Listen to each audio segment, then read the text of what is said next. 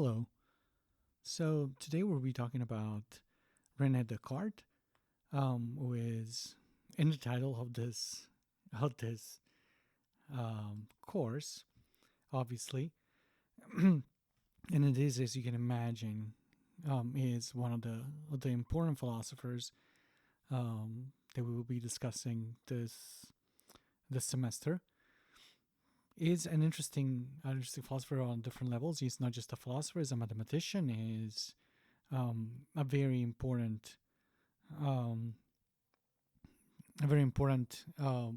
man of science. And he is one of those people that, just like Francis Bacon that we mentioned before, wants to find a methodology in order to analyze and understand the way our sciences do work. Specifically, we'll see though that differently from Bacon, he is in tune with mathematics, of course. He doesn't dislike mathematics. And he also thinks and believes that we have a way in which uh, we can figure out things not through our senses but through our intellect. As we will see, he will have um, big fortune, meaning that we'll still talk about Descartes, and there are a couple of concepts that do come with him. The idea of dualism, and we'll see what that is in a little bit, as well as some other ideas. The fact that we have some innate ideas, for example, and even in him, just like in Bruno, for example, we'll see that Descartes tries to kind of find a way, not because of opportunism, but because of his beliefs, find a way of reconciliating God, we can say, and religion with science. So it is definitely, um, we can say, deserves. It definitely deserves to be in the title of this course, because this era, the 17th century, is definitely Descartes' era, together with some other philosophers. So Descartes is considered to be the founder. Philosopher René Descartes is considered the founder of modern philosophy, but he's not the only philosopher, really, right? Um, and um, and he is, together with philosopher Baruch Spinoza and Gottfried Leibniz, right? Um, it's considered to be, again, the one that gives a new vision for philosophy. Um, these people, and again, especially Descartes, but all the three that I mentioned, influenced by the progress of science, attempt to provide philosophy with the exactness of mathematics almost. They set out to formulate clear and rational principles that could be organized into a system of truths, which accurate information about the world could be deduced, from which accurate information about the world could be deduced.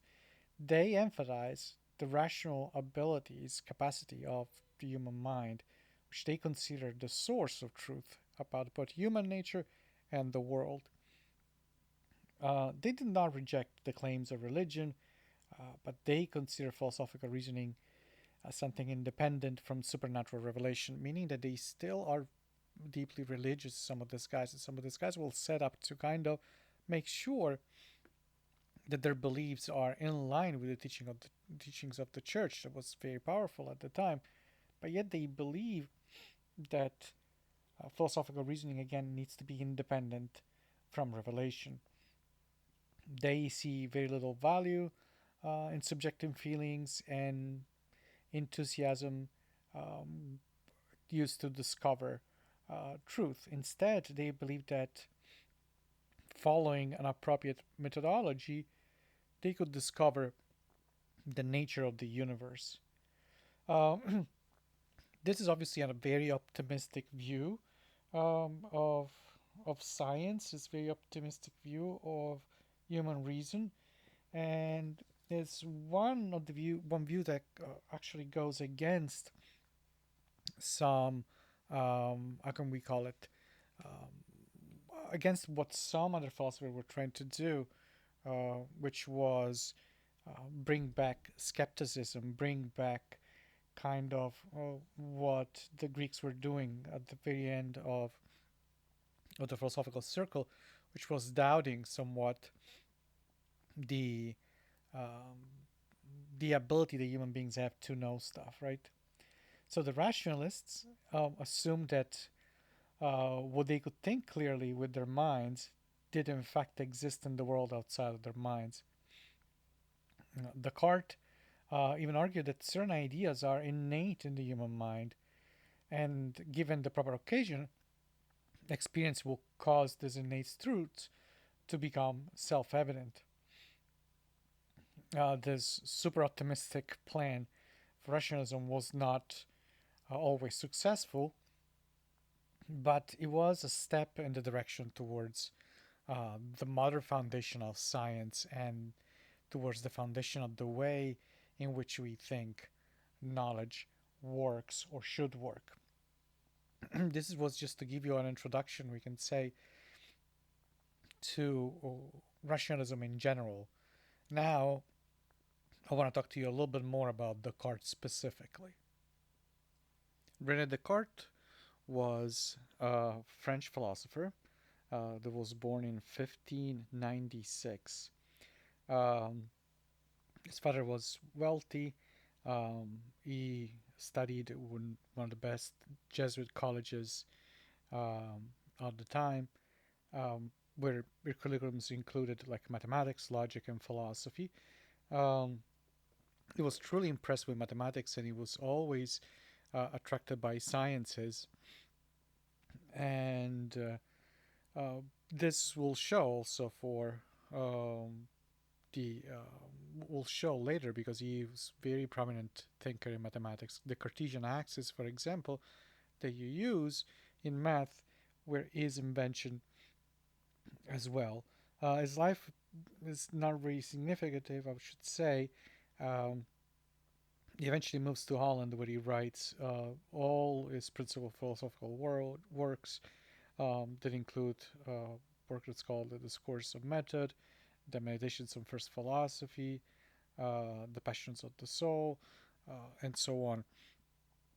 So over there, he is very active. He will eventually move in '49 to Sweden to teach Queen Christina of Sweden philosophy, but probably the bitter cold uh, eventually caused him to get pretty sick and die 1 year later at age 54. Um, Descartes is concerned with all a host of issues, of philosophical issues, and uh, he is plagued by the uncertainty and the numerous mistakes that exist in science and in philosophy. And he is really, really concerned about this because he still believes that he cannot even get rid of these mistakes, even though he got the best education. So, how are we supposed to have certainty about our knowledge? How can we know things with certainty if we still are plagued by these mistakes? Um, he thinks that we need to search for a new, um, how can we say, for a new principle, for a new foundation, better, for our knowledge. And he says we need to do this because of two reasons. Uh, the first reason is uh, all instructions that he has received, all knowledge that he has received in his life is really not good, he says. Is not based on good philosophical foundations.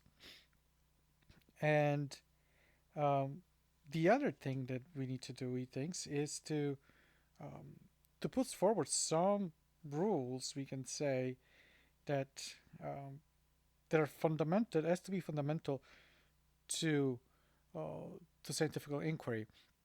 In other words, he's saying, well, we need to throw away what we know, and we need to discover new ways of knowing. We need to discover new ways to find certainty, because otherwise we don't have science, we don't have philosophy, we just have, you know, superstition pretty much. Um, so he believes that in order to make sure that what we know is true and that what we know is certain, we need to do this. We need to follow some rules. Rule number one, he says, that he calls the rule of evidence. He calls it, and simply says, do never accept as true anything that is not evident. That's not evident. Then it says we should always kind of cut and make smaller, bigger, and complex problems. We need to make it simpler and simpler until we arrive to the basic elements that constitute uh, the argument. Then eventually we need to recompose this to see if they go together, and so on. Um, but the main thing, the thing that interests us the most, is this idea of the clear and distinct ideas. In fact, he says that each one of us, each person, shouldn't accept truths just because we're told that something is true, but we should um, analyze these truths and try to find if they're true just on our own, subjectively, we can say. And to do so, he believes we need to only accept ideas, which are theories or truths, ideas, he calls them, that are clear and distinct, meaning that they don't need more explanation, they're almost self evident. And then from there, we can build up. How do we do that? Well, we do that through a methodological way that it's pretty simple. Descartes says, let's doubt everything that can be doubted. Let's doubt that everything that I have no certainty of. So what he says is pretty much, let's try um, to doubt all sorts of knowledge. So in order to find what is evident, we need to refuse uh, everything that is considered true, but it is instead, uh, but it is instead not certain at all. That it is obscure, uncertain, and illusory. Illusory. Uh, this is, for example, according to Descartes, what happens with our senses. If you think of what you perceive, right? If you think of the perceptions that you have, what you see, what you hear, what you touch, and so on, if you think of all these things, you realize immediately that it is pretty easy to be fooled by your senses, right? Our senses are not reliable. Our senses are the opposite of reliable. Our senses tend to not tell us the truth. Our senses tend um, tend to give us wrong information, false information sometimes, optical illusion. Sometimes we think we hear something, but we didn't. Sometimes we think we smell something, but we didn't, and so on. So, and if sometimes they're not reliable, Descartes says maybe they're. How do I know that sometimes they are and sometimes they're not? So the first thing that he does is he refuses all truths that come from our senses. Um, but also, Descartes says, well, mm, we need to uh, get rid of also all common knowledge or common sense. If you think about it, whatever we consider common sense and common knowledge, whatever is there, um, it's not certain at all. Even the presence of an object in front of you, even the things that you're doing it right now. Um, so the card goes about this like this. Think of you when you're dreaming. Think of a dream. Think of what happens when you're dreaming. Has it ever happened to you that you have such a vivid dream then when you wake up, you need to kind of wait a minute to realize that what you just dreamt was just a dream. And how do you? And while you were immersed in a dream, you didn't know that it was a dream. You really thought it was reality. Now Descartes says, is it possible to truly distinguish between being awake and being asleep and dreaming? How do you know with certainty, Descartes says, that just right now you're not dreaming about what you're doing right now? How do you know that? Can you know that for certain? Can you know that with absolute certainty? Well, obviously not. Nobody can, right? So we cannot accept this as truthful. We need to doubt it. We need to move it away. So our senses are gone. The common knowledge is gone. Maybe math could be one of them, one of the truths that I can accept as evident. It's clear and distinct. But Descartes says no. In fact, he says, how many times have you, and if you have taken any math test that didn't go exactly the way you planned, you know what I'm talking about. How many times has happened to you that you thought that you solved the mathematical problem correctly, and then you find out that you didn't realize instead that you did make a mistake, that there was a mistake there that you didn't see, that you couldn't detect, right?